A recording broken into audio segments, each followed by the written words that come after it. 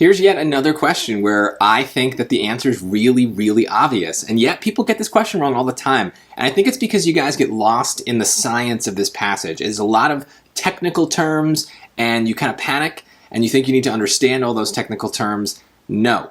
Our job is to understand the choices and look for problems in those choices, right? So a lot of the times, all it takes to understand a question is to look for strong words to test against the lines.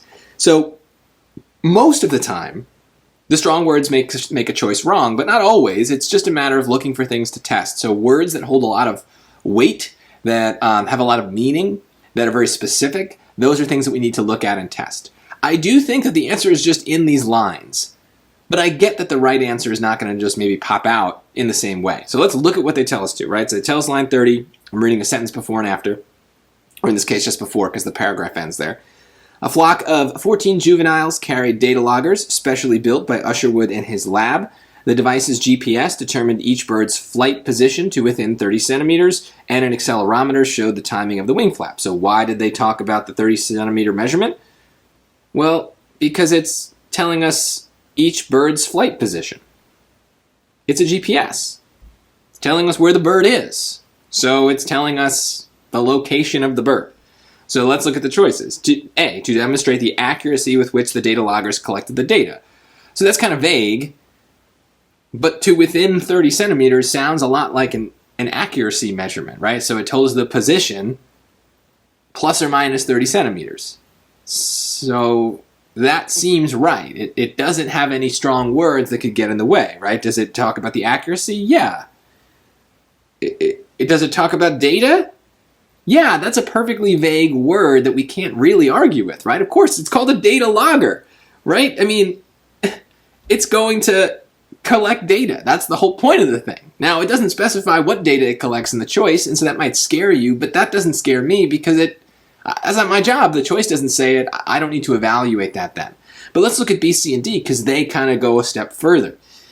B, to present recorded data, check, we just said that, about how far an ibis flies between successive wing flaps. Well, we talk a lot about wing flaps throughout this passage, but we do not talk about them in this spot, right? All they say is that it's determining the bird's position. It's not talking about when the birds flap their wings. That's not what's going on in these lines, and this is why I prefer the no reading strategy, so that it narrows my focus to just the lines that a question is asking about, and I block my brain from bringing in too much information from other places. I'm told to look here, so I look here, and my answers are based on what's here. So, no, there's nothing about wing flaps, and it's not measuring a distance, it's measuring a position, right? It's not measuring a line that has a length, it's measuring a point that has a coordinate, right? So it's a spot where on the map where the bird is. So that's also a problem. C, to provide the wingspan length of a juvenile ibis. No, it's not measuring the ibis itself, it's measuring its position, right? So notice, B and C are not just saying that it collects data, it's telling us specifically the data that it collects, and it's wrong on both counts. So let's look at D. To show how far behind the microlight plane each ibis flew? No, it's not talking about the distance to the plane. It's talking about where the ibis is. So how far behind the plane, it's not even mentioning there. So all three of these choices are going too far. They're too strong. They're specifying things about the data logger that are not supported by the passage. Yet A, instead of saying the correct thing that the data logger is logging, it's just not saying anything at all. And so often on the SAT, that's what makes a right answer right. It's not that it accurately explains what's happening. It's that it just brushes against the truth. It says just enough to be right and doesn't go a step further. And that is what's happening here. It does not tell us what the data that's being collected is. It just tells us that there is data being collected and that the 30 centimeters is a measurement of how accurate that data is. It's brilliant what the SAT does with this, because that means that that choice might not jump out at you as being right.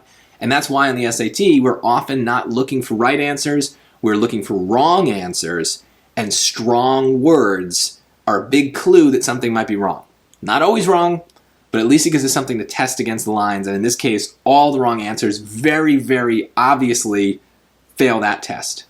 So you got to look at the words and not just the overall choice. The specific words are what we're testing, and most of the time that will help you get rid of the bad stuff.